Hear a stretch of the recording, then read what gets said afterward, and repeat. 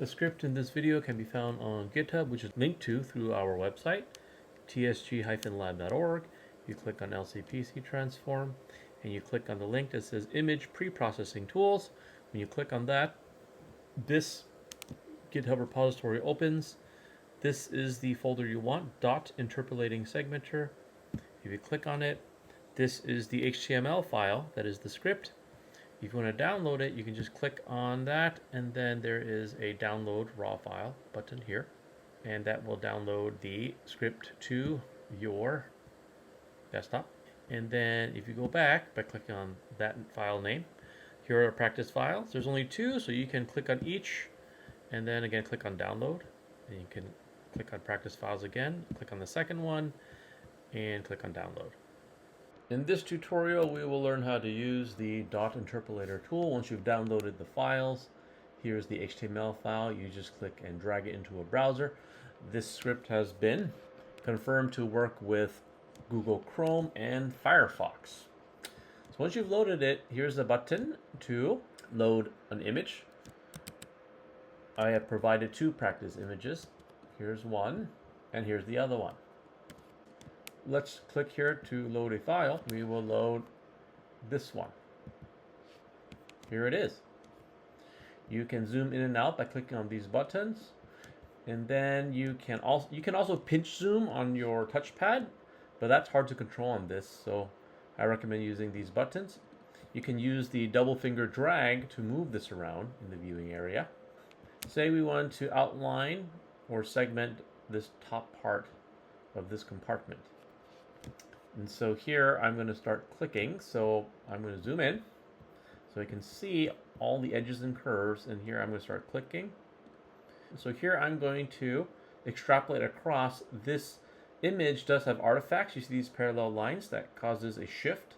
So when you segment this, you have to extrapolate through the jagged edges. So here I'm going to overshoot on purpose so I can fix it later. But here again, there's this jagged corner that is an artifact of the MRI. So I'm going to extrapolate through like this. And the key is to use small steps and many dots. Now this version is improved because the spacing between the points is going to be 5. Previously it was 20, meaning when you click finish line, like I will now, you see that, you click finish line. What happens is previously it put 20 pixels of space between each dot, which means that it had a hard time capturing detailed curves or subtle curves. So when I change it to be 5 by default, it adds only 5 spaces in between each dot, which makes it better at capturing curves. Say this is your first attempt, and when you're done, you can click export both to export the image with the red line on it, and this is the mask, which is just the red line turned into a blue line. So let's create this as an example. I click export both, and you will probably have to allow your browser to download 2 files at once. But once you do, this is the first image you downloaded. You see? This is the red line you drew. In this new version, we made the line transparent so that you can see underneath the red, so you can assess whether or not you outline the edge that you want. So this is a major advantage over the previous version, which was a solid red and blocked whatever's underneath. So it was hard to check whether you actually got the line correctly. And here I see that I did it incorrectly. The line should have been like this, because what we want to segment is the roof of this black space. So this needs to have been brought down. So I will close this, and so I go back to this here, and the cool thing about this new version is you can modify this line. So if I zoom in to this part right here, what I can do is I can drag this dot and move it right here. In fact, I can drag all of them like this. Okay, to better fit. Okay, the curve that should be there. See that? So you can do this fix.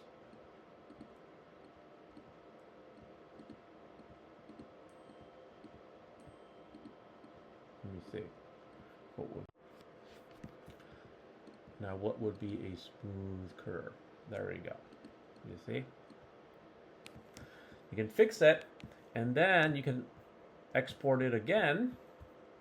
But the cool thing is you can export just the segmented image, not the mask. By the way, this was the mask. When you click export both, it exports the original image with a red line on it, and then the mask, which is the blue line. This is the mask.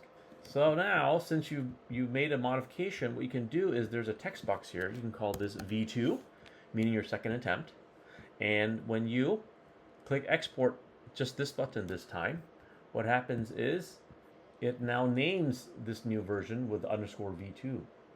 Okay, and by the way, whatever image you put in and you export it, the script will add the suffix underscore segmented when it creates it. So the name will be different than the original name. Okay, it automatically adds underscore segmented, and then it also added underscore V2 because that's what I typed in this box right here, V2. So now we zoom in and we can see, now this is a much better fit. You see that? So if you're satisfied with this one, V2, then you can click this button to export the mask again, but this time the mask also has V2 in its name, right? It's fixed, but also if you look at its name, it has a V2 at the end, you see? And this little box will help you save a lot of headache because you can add a unique suffix to every version that you try. Okay, another great feature of this new version is that you can now save these coordinates as a separate file and reload them again later. Meaning you can fix it now, or you can send it to somebody and they can load it and fix it also. The way you do that is you click on this button right here, save line coordinates as a .json or JSON file. So you click that, and here it is. Here is the JSON file. And so say I come up here and I click clear all points. There's nothing here. What I can do is I can find the JSON file. I move the JSON file to my demo folder. Here it is. So now I will click load line coordinates and go up one level. And there it is. This is the JSON file that contains the coordinates. There's a suffix coordinates file underscore V2 because you put V2 in the text box. So I click open. And there it is. You see? And say, oops, again I use pinch zoom. Let me use these buttons. Say you wanted to modify it more. So hypothetically, let's modify this. So the cool thing is that this new version allows you to add a point anywhere within the red line. So for example, if I wanted to add a point here, I just click it and it would appear. You see that? And I can drag it out here. I can drag it in here. If I don't want it, I can right click on it and it disappears. In fact, you can right click on any of these points and they'll disappear. You see that? All right, so I'm going to add it back in, and I'm going to add another one. In fact, if I just click out here, it adds it for me and it extends the line. You see that? So you can move it in here if you want, right? Or you can delete it. But this function of adding a new blue dot anywhere along this red line is very helpful in fixing things. For example, let me add it here, and for example, what if I wanted a more detailed curve here? See that? And then say I wanted to save this as a new JSON file. Well, I'll just add the name here. I'll put dnmod, my initials, and that I modified it, and then I click save line coordinates, and now it saves a new coordinate file that has this bump in it, and it doesn't override the previous one because I gave it a unique name here, v2 underscore dnmod. Let's now load a different image. I click here, load different image, and I will choose the second one, and it looks like this. And I'm going to use these buttons to zoom in because what I want is I'm going to segment here this black space. And the larger you zoom in, the more you can capture details, which is important if you're doing shape analysis, because this tool was meant to work with the LCPC transform, which was designed to detect very subtle differences. For example, such as this little dip here. So first it's good to assess where the curvatures are, where the dips and bumps are, and here there's a little dip here, so I'm going to start off there at the corner of the dip, and there you go. Okay, and I'm just going to click along, and it looks like there's a little dip here too, so I'm going to try to reflect that dip. Okay, and there you go. I'm going to trace along the edge where the white meets black. All right, and when I get to the curves, what I'm going to do is I'm going to use extra dots just so the app has a better time capturing curves. And by the way, if you want to create a closed shape, you can double click on the first dot, which has a blue halo around it. If you double click that, it automatically closes it for you. You see? So here it is. And to test, I can export both the segmented image and the mask by pressing this button. But first, I'm just going to clear this box because I don't want any extra suffix in it. Okay, I'm just going to click this export segment button, and I'm going to preview it. Actually, close this. It's this one.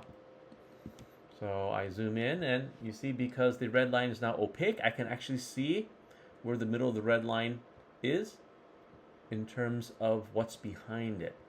So I can see, maybe I should have fixed this part or that part. Making this line transparent makes it a lot easier for people to assess your segmentation, which when you are doing manual segmentation, these quality control steps are important to minimize the error that naturally arises when you have two different people using a method that is inherently subjective based on each person's ability to decide where the border is between one side and another side. And say I am satisfied, since I already exported the segmented image, I can just click export blue mask, blue line, and it does. And in fact, here it is. This is what you exported, and you see it did capture this little dip right here and this little dip up here.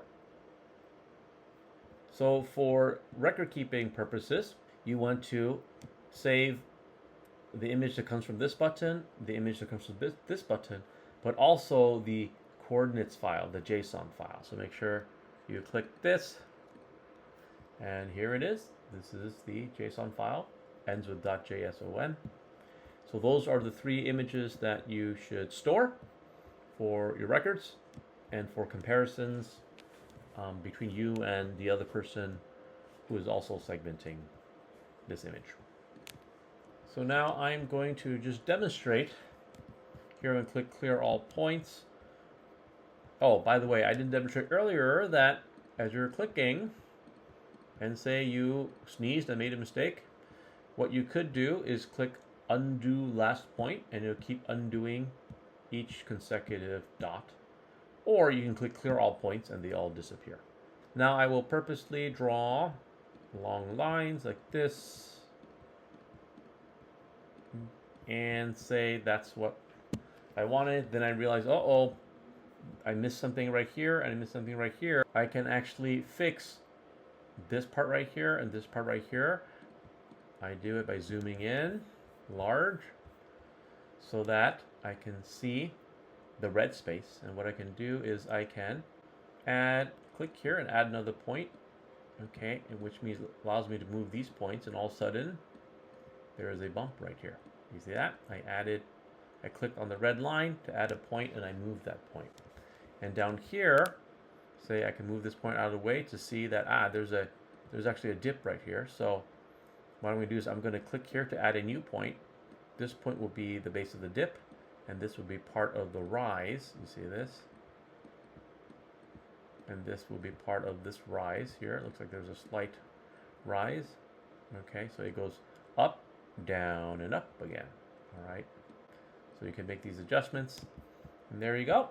This version allows you to add extra points Again, you can add any point in the red line, but you cannot add, once you click finish line, you cannot add points outside of this dot or this dot. You can only add points that are within this line, that is within the red area.